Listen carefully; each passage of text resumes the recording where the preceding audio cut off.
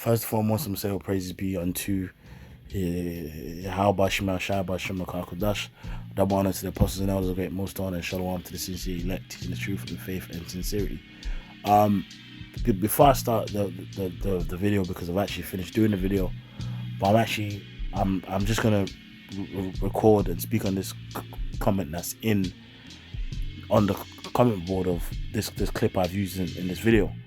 And this is a person giving a testimony about this lynching of this Jake back in the day, Sam Hose, right? And I find it interesting, right? So this is when I was a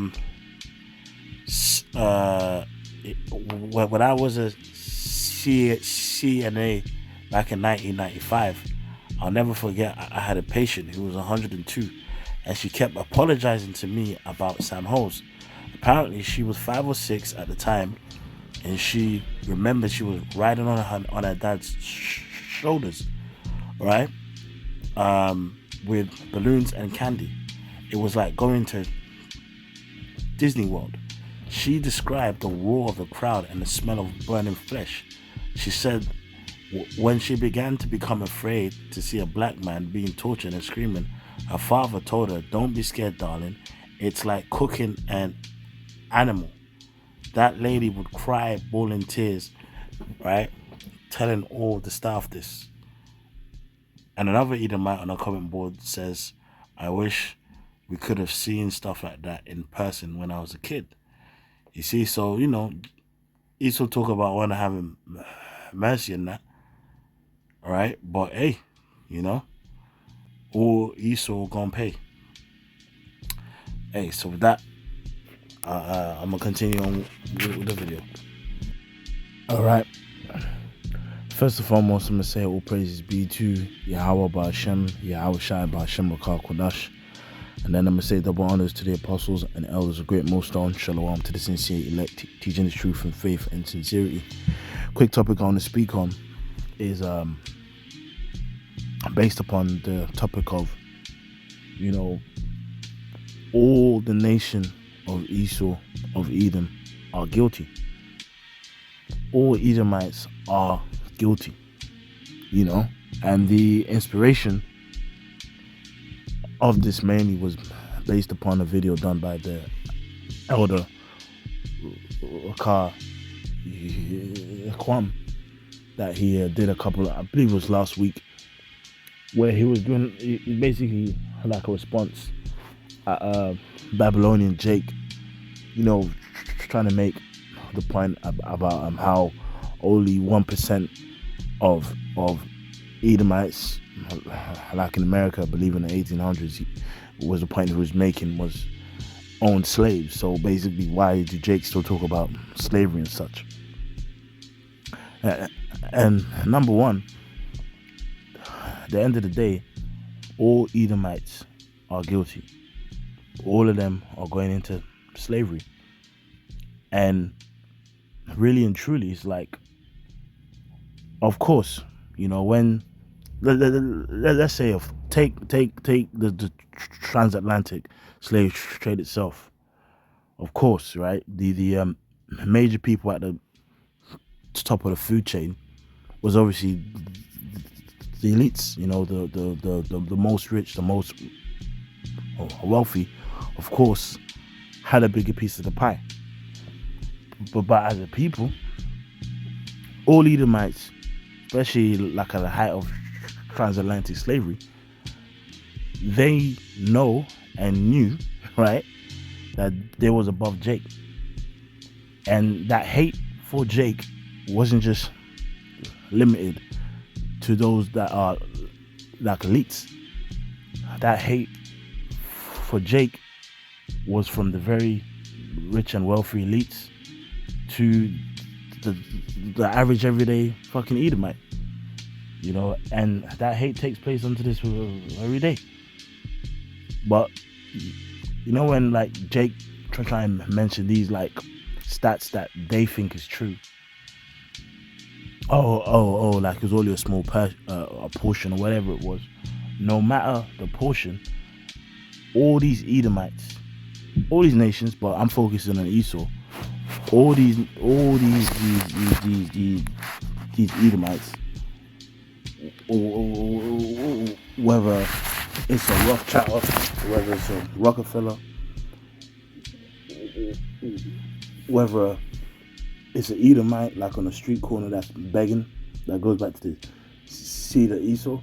If they go back to the seed of Esau, all of them are guilty. You know, all of them are guilty. And even on another point, we've seen a lot of pictures, right, postcards and such of historical public lynchings. These public lynchings that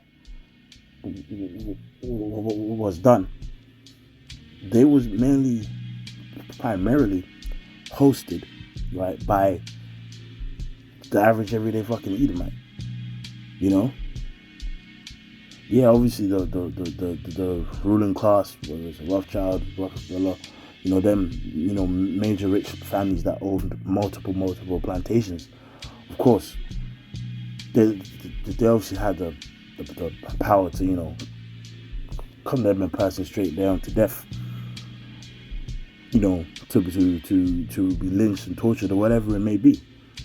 But like in a average everyday structure, when a Jake would be accused of a crime, or, you know, there's a mob and a Jake is lynched or whatever it may be, or whether it be a taskmaster on a plantation, you know, it was mainly the average everyday regular average Joe kind of Edomite that was enforcing such duties, man. So what do you think happened? Do you think the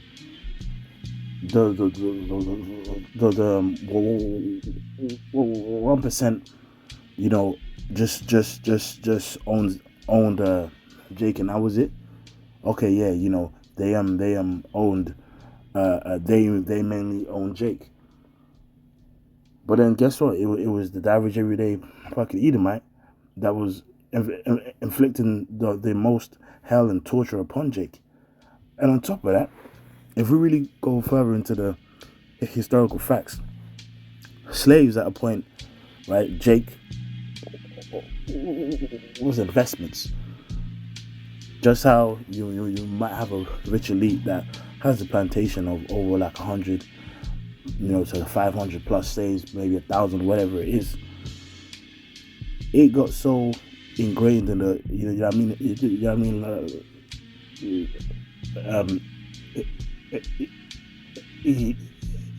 Economy that people could like own a stock or invest in a slave and never get to actually see him in person. For example, over here in Great Britain, it was very common, right, for people in Britain to own like 2 or 3 slaves on a plantation somewhere in the Caribbean as an investment and never see him or her, right? And even when slavery's so-called came into an end, which is just, it really just changed hands, they got compensation for their, you know, like investment of that slave, right? When a so-called came onto an end, they got a payout, you know. So I just wanted to start with that. I'm doing a lot of talking, but like I just wanted to hit the various other historical points. But the first scripture I'm gonna start off with is Nahum chapter 1 and 3. The Lord is slow to anger and great in power, and will not at all acquit the wicked. The Lord have his way in the whirlwind and in the storm and the clouds of the dust of the feet. So the point is, the Lord is slow to anger and great in power, and will not at all acquit the wicked. So there's no excuses for Esau. There are no excuses, right?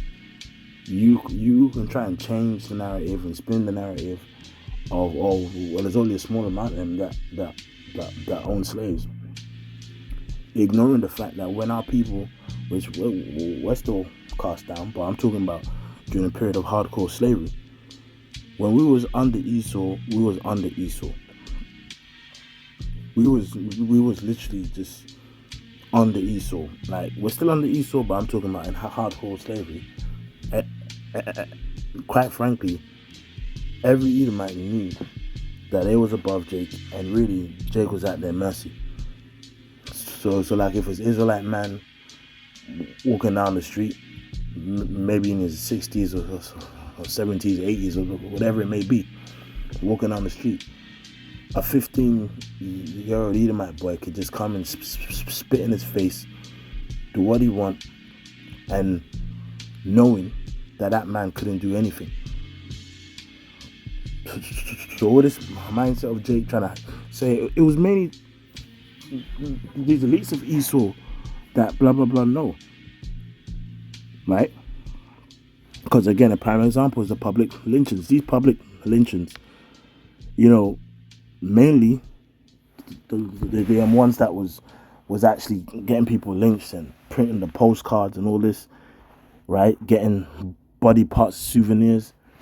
These things was mainly the main enforcers of it, right? Was just your average everyday fucking Edomite.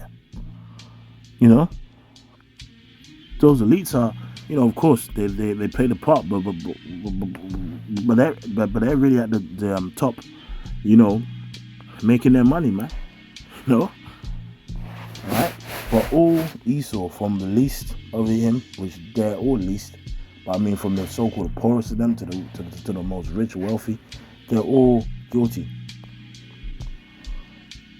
Right? And if we keep it real,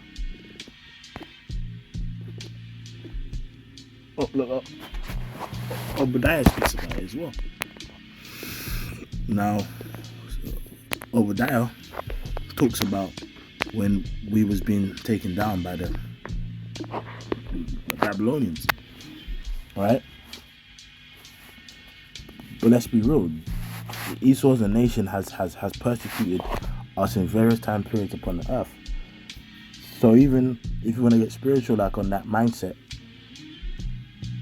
we're not even just talking about this captivity, right? We can talk about Rome, we can talk about Greece, what you did to us when we was coming out of Egypt, right? When the Babylonians were taking us down. Esau has a long history of persecuting us. So by trying to mention certain points about only 1% did this or only 1% did that, that's bullshit, man. They're still all guilty, right? This is Obadiah chapter 1 and 10. For thy violence against thy brother Jacob, shame shall cover thee, and thou shalt be cut off forever. In the day that thou stoodest on the other side. So even that, for thy violence against thy brother, Esau has shown his hatred and violence to Jacob in many different time periods. But let's just say, and that hatred really goes back onto the room. Really, if you want to go, further, the whole story of Cain and Abel, the seed of the woman and the seed of the serpent, that hatred, right? Cain and Abel, Jacob, Esau, it's always been there. The forefather of of all of these Edomites and is Esau. And he hated our forefather, which is Jacob.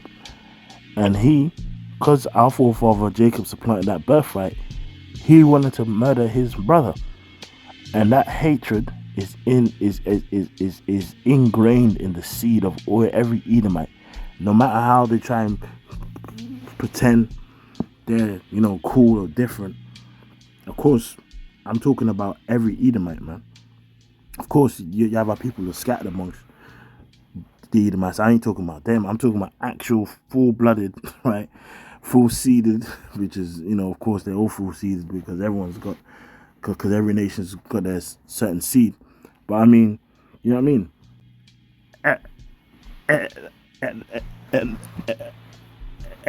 And every Edomite hates Jake, man.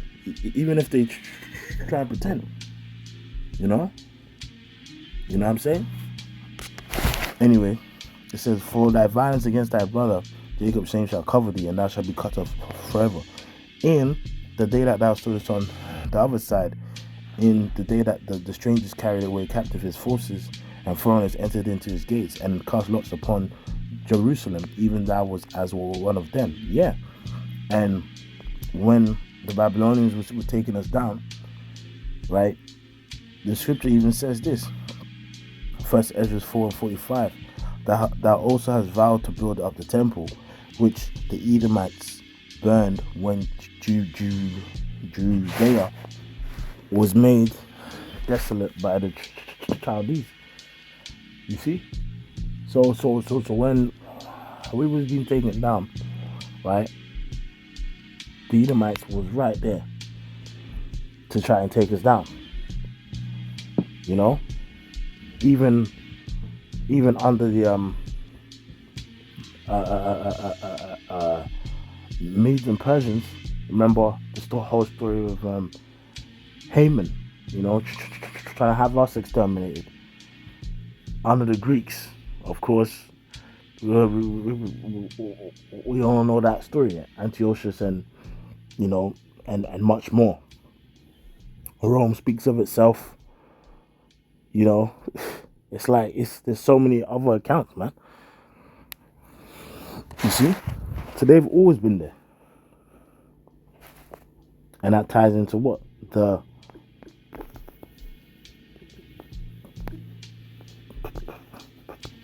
perpetual hatred. This is Ezekiel 35 and 2. Son of man, set thy face against Mount Seir and prophesy against him, and say unto it, thus saith the Lord, behold, O Mount Seir, I am against thee, and I will stretch out mine hand against thee, and I'll make thee most desolate.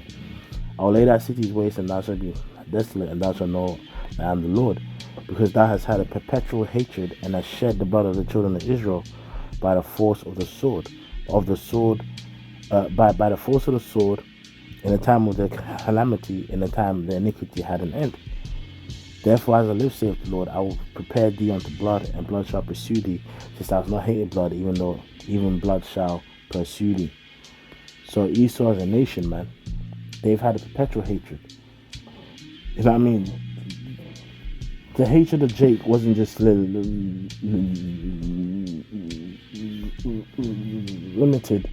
to those that are of his elites. You know what I mean? The hatred of Jake wasn't just down to those elites. Oh yeah, it was only the elites. So acting like every other day. Sorry. Every other average Joe Edomite was just just walking their day, minding their business. No, they benefited off it too. You see, they could walk out of their house knowing that they can go out in one piece and return in one piece. Jake, especially, like at the height of transatlantic slave trade, just as a focus, since we're talking about the plantations and all that, Jake, even though we still don't to this day, but back then especially, had no assurance of their life. How many times did we see accounts of certain movies where, just like a regular taskmaster Edomite can just go into the plantation kind of quarters where the slaves, Jake would sleep, and just literally pop man's wife in front of him.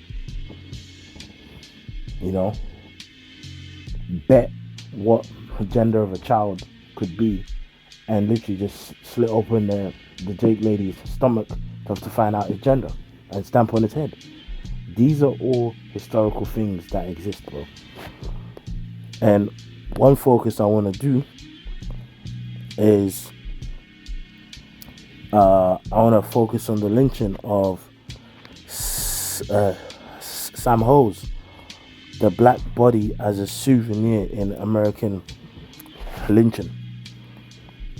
All right, the black body as a souvenir in American lynching.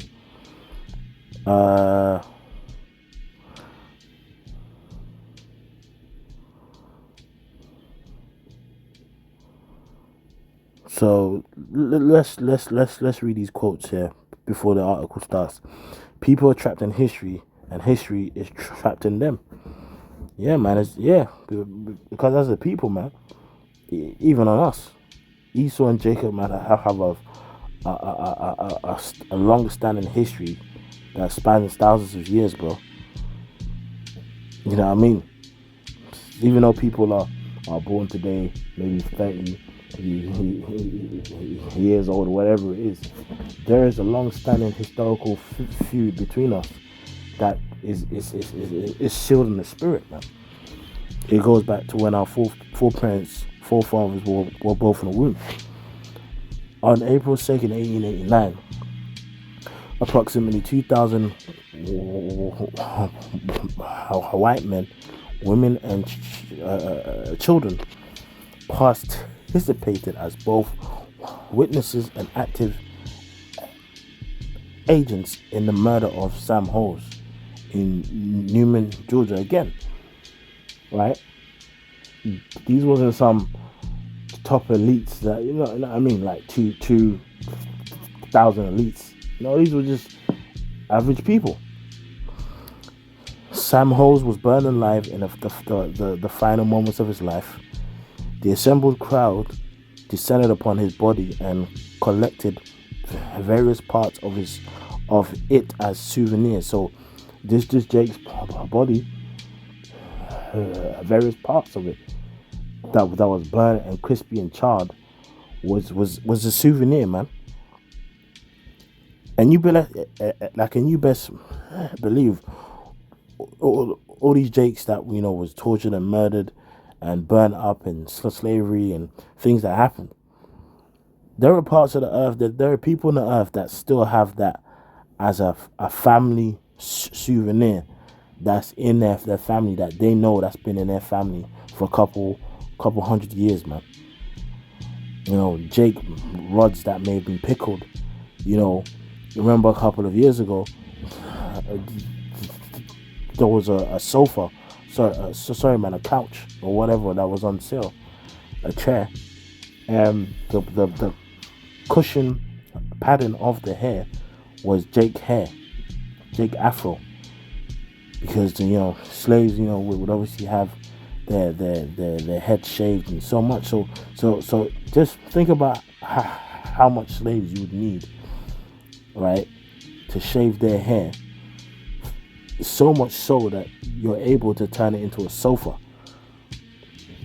You know what I mean? Or a personal couch or whatever it is. It says, Sam Hose was burned alive in the final moments of his life. The souvenirs. The Springfield, Massachusetts Republican recounted the scene of Hose's dismemberment in the following manner.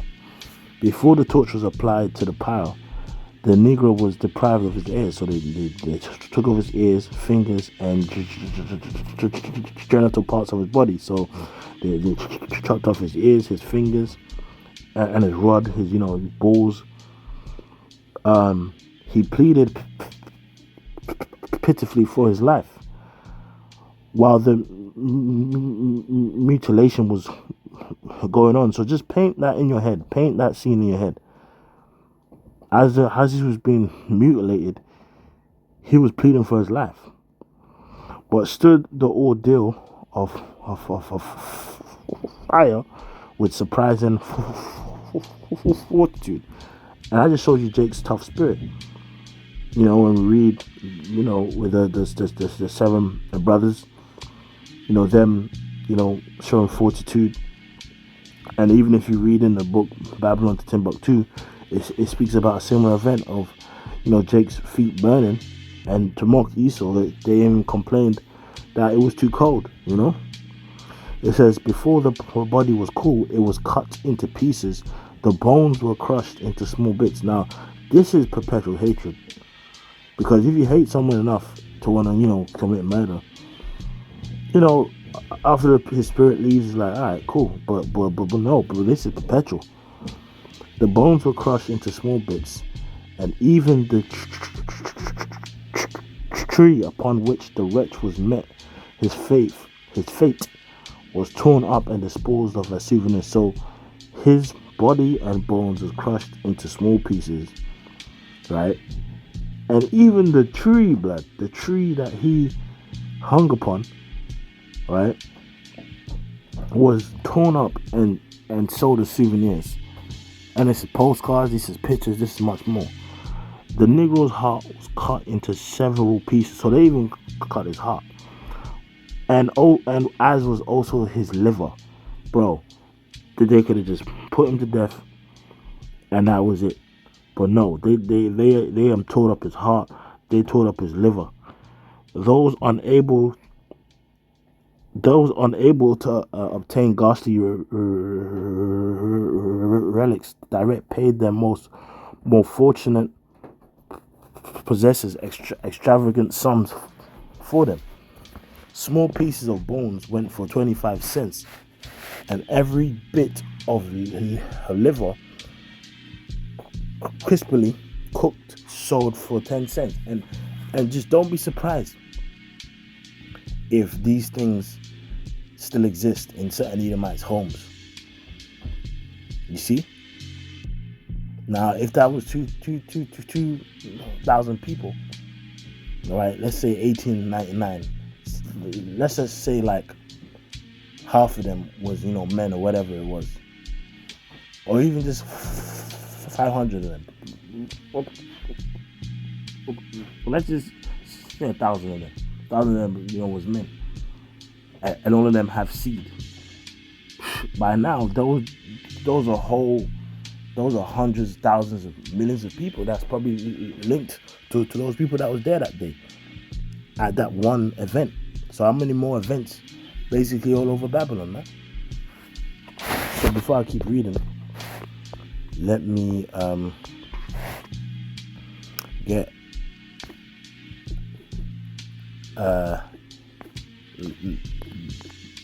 Lamentations 4 and 22. The punishment of thine iniquity is accomplished, O daughter of Zion. He will no more carry thee away into captivity. He will visit thine iniquity, O daughter of Edom. He will discover thy sins. You know what?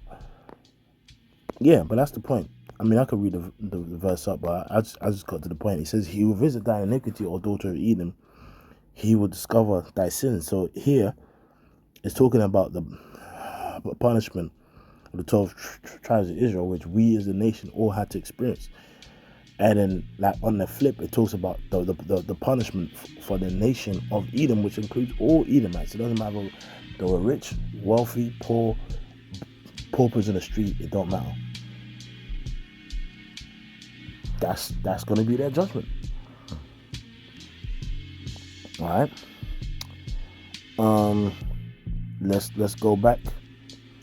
7 months later, in December 1899, the New York World, in an article entitled "Roasted Alive," reported on the similar fate of Richard Coleman in Maysville, Kentucky. Before a crowd of thousands of men, hundreds of women and children, the article noted that long after most of the mob went away, little children from 6 to 10 years of age carried dried grass and kindling wood and kept the fire burning all during the afternoon. It also revealed relic hunters visited, it seems like it's cut there, so that's just a little bit of history there, because again, in the book 100 Years of Lynching, I believe that's the same account.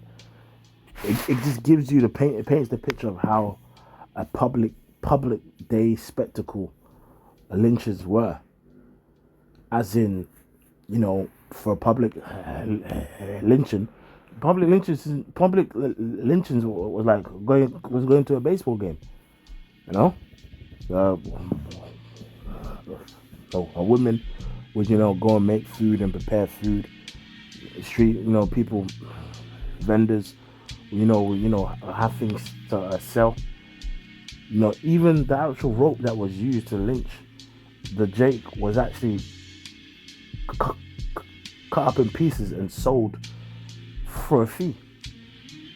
And as we've seen here, like even here it speaks about dried grass, but there's other accounts in the 100 Years of Lynching that speaks about leaves.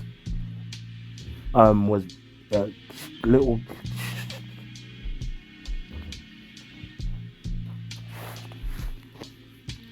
children would get little leaves to add to the fire of a burning Jake body, man.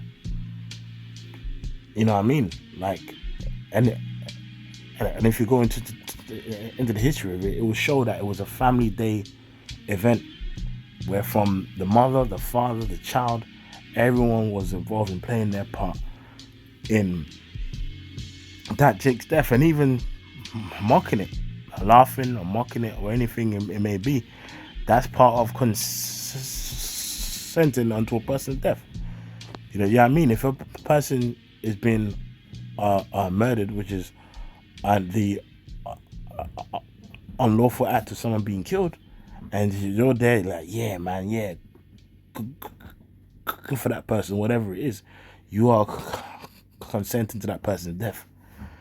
Remember, these accounts I'm getting are only a drop in the bucket of the whole history of Esau's hatred towards us, the Negroes, Latinos, and Native Americans, which to the Israelites, man. Amos 1:11, thus saith the Lord, for 3 transgressions of Edom, and for 4 I will not turn away the punishment thereof. So the Lord said, right, that the transgressions of Edom, it didn't say certain Edomite or just the wealthy Edomites. It's just like when the Lord slew the firstborn of Egypt, whether it was that of Pharaoh on his throne, or a broke, Egyptian slave too. If you had the firstborn, right, that firstborn passed, of everything. You see, of what I mean? Like even certain beasts, like they were just getting the firstborn's gone, bro. So when that angel of death came, the angel of death didn't say, okay, I'm just gonna go for the rich Edomites. Oh, sorry, I'm gonna go for the wealthy like Egyptians. No, when it was time to be judged, they was judged as a nation. Just as a nation, of Israel, we as a nation was cursed. So guess what? We as a nation are gonna be blessed. I will not turn away the punishment thereof, because he did pursue his brother with a sword, and did cast away of all pity, and his anger did tear perpetually, and he kept his wrath forever. So this is why when the scripture says, he that lead, Revelation 13:9, he that leadeth into captivity shall go into captivity, he that shall kill the sword must be killed by the sword. That's what's going to happen to Esau, because they as a nation have had us in captivity, in different past incarnations. And guess what? The very fact you are an Edomite, right, or you're another nation, of course, but I'm focusing on the Edomites, the Lord made us the 12 tribes of Israel. the kings and rulers of the earth. So all nations are going to be under us anyway. You see? Remember when our father, our forefather Jacob got blessed? He says, "Let nations bow down and serve thee." So, like at that moment, all nations of the earth was you know what I mean, to be our slaves, and even it was always meant to be that way anyway. Second Ezra 6 speaks about that. If the world was made for our sakes, But anyway, I'm gonna play the video. I mean, I spoke about it a bit, but let's see what it says here.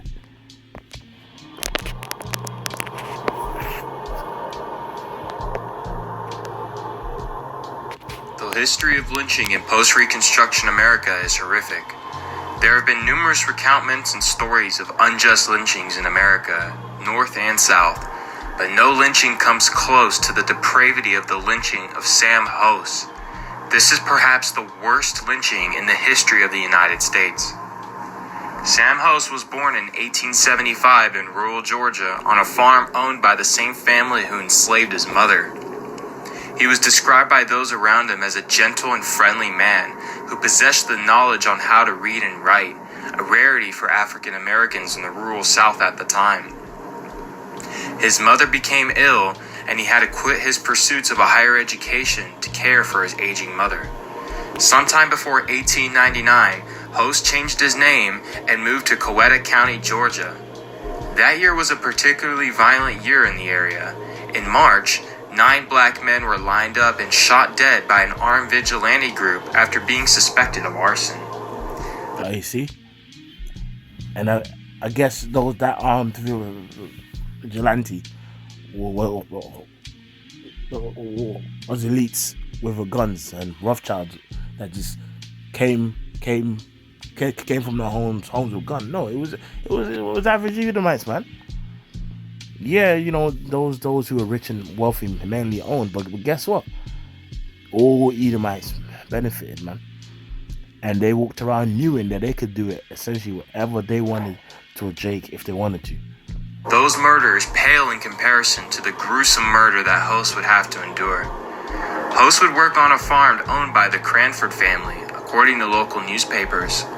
On April 12, 1899, the Cranfords were eating a meal at their home when Host allegedly killed Alfred Cranford with an axe, raped his wife, and threw their infant son to the floor.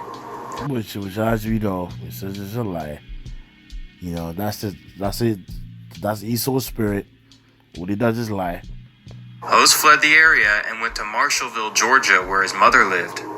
The owner of the farm and his brother found Host and accompanied him on a train headed to Georgia, where a reward awaited for his arrest.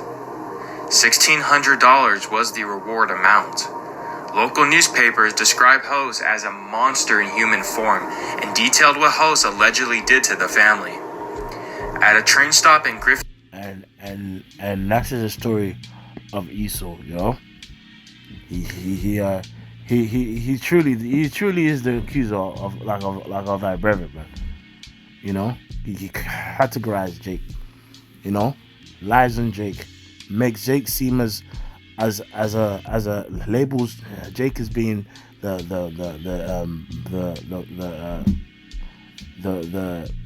scum of the earth in terms of violence and being a murderer. As a savage.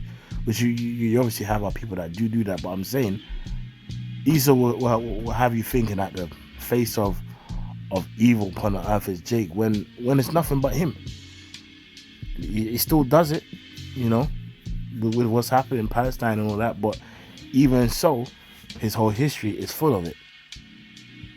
In Georgia, Host was removed from the train at gunpoint by an angry mob.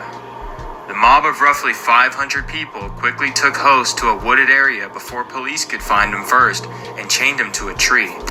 Host would be brutally tortured. The mob stripped him naked and cut his ears, fingers, and genitals off. The crowd each took turns plunging knives into Host's body, all while Host was screaming in pain. The suffering was only beginning. Hose's entire face would be flayed off while he was continuously beaten. You see, can you imagine that? So you're being lynched, you know, you're being stabbed at the same time by people just plunging his knife in you. Your face, your skin on your face is flayed off. His face was later doused with kerosene and set on fire. Then his face is set on fire. The heat from the fire was so intense, witnesses recall the veins on his body rupturing and his eyes nearly fell out of their sockets. So his veins were just exploding, like, you know, that heat.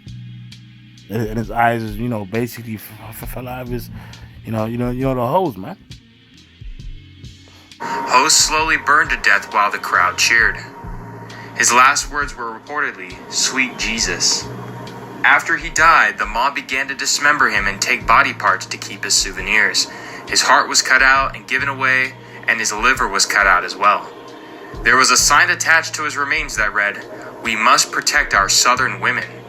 Future Senator Rebecca Latimer remarked, "What happened to Hose needed to happen, and he deserved less sympathy than a wild dog."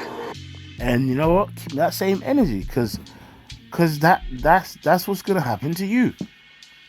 All you Edomites, when the Lord Yahushua HaMashiach comes back and the kingdom of Israel is established upon the earth, you too will get no mercy.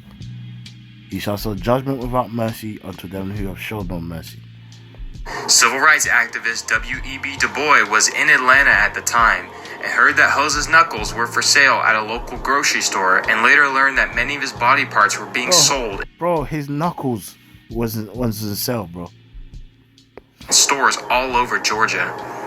Civil rights activist Ida B. Wells hired a detective to investigate the lynching and the events that led up to it.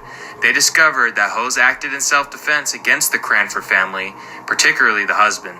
They also found no evidence that Alfred Cranford's wife had been raped by Hose.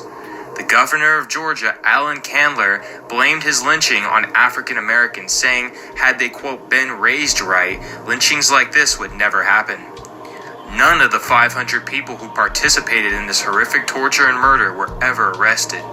Lynchings would continue for many decades in the United States until legislation would finally be passed. But it's cool, you know.